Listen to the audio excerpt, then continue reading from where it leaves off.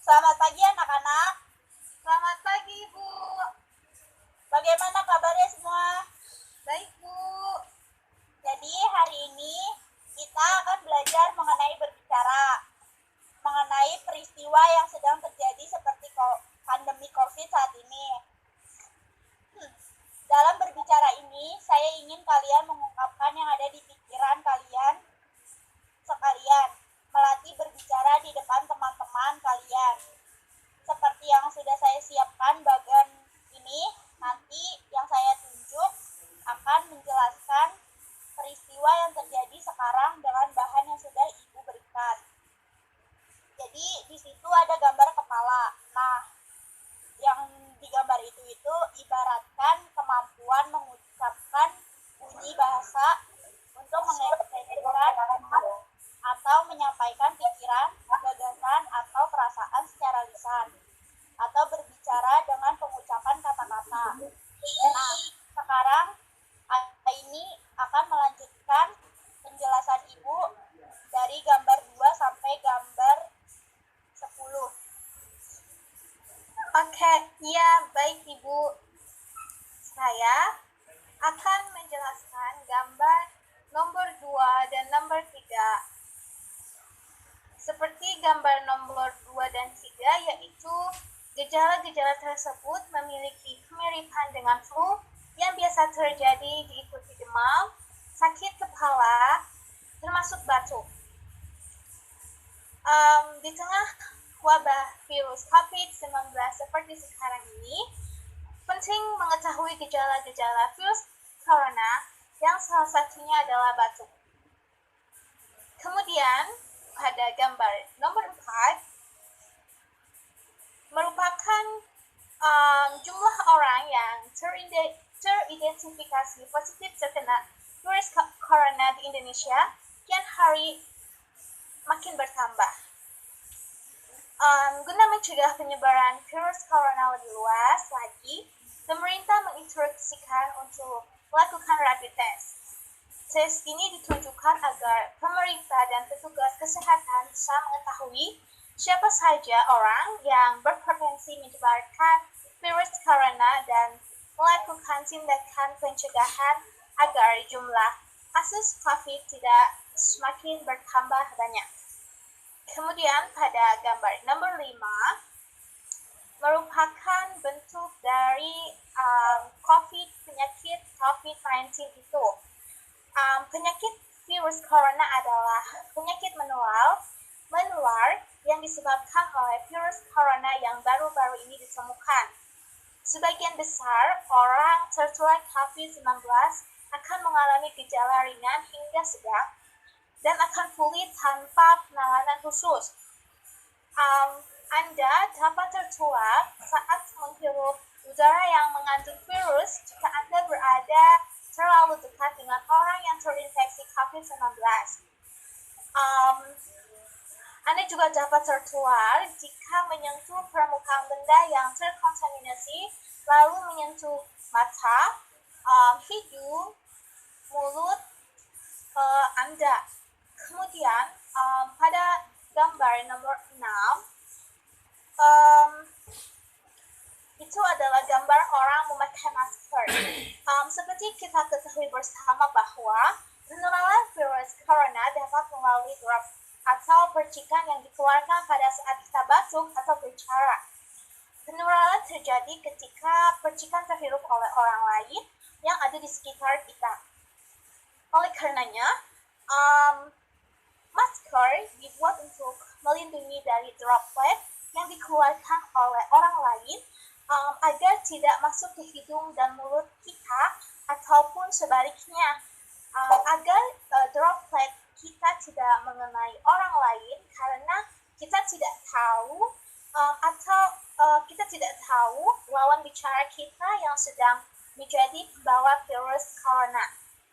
Kemudian pada gambar nomor 7 merupakan sekolah ditutup karena karena virus corona ini. Sekolah secara keseluruhan adalah media interaksi antara siswa dan guru untuk meningkatkan kemampuan inteligensi skill dan rasa kasih sayang di antara mereka. Tetapi sekarang, kegiatan yang bernama sekolah berhenti dengan tiba-tiba karena gangguan COVID-19 ini, yang mengharuskan seseorang jauh dari kerumunan dan interaksi langsung. Kemudian pada gambar 8, itu ada pada gambar nomor 8 harus stay at home atau jauhi kerumunan di luar. Pandemi COVID-19 yang kurang lebih sudah terjadi selama 6 bulan di seluruh dunia ini mengakibatkan banyak orang yang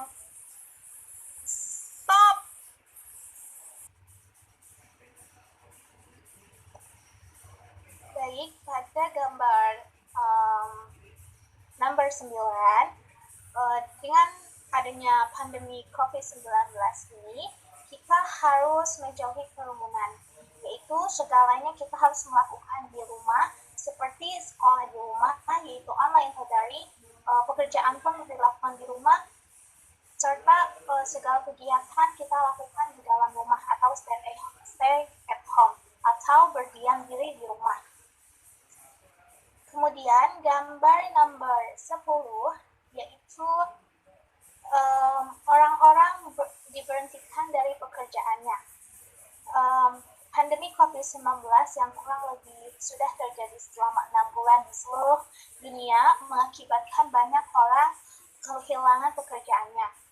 Namun jika kita adalah salah satu dari banyak orang yang terkena PHK karena COVID-19, jangan putus asa dan ketahuilah bahwa kita tidak sendirian. Karena perjalanan hidup masih tetap berjalan dan kita harus berperang melawan masa sulit ini.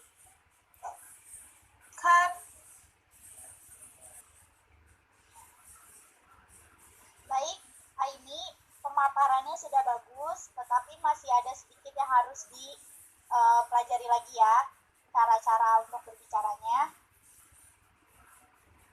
Iya, Bu.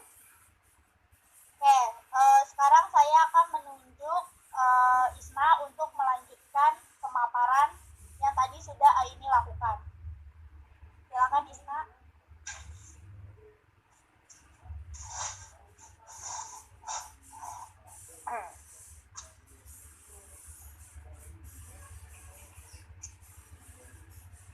Saya akan melanjutkan pemaparan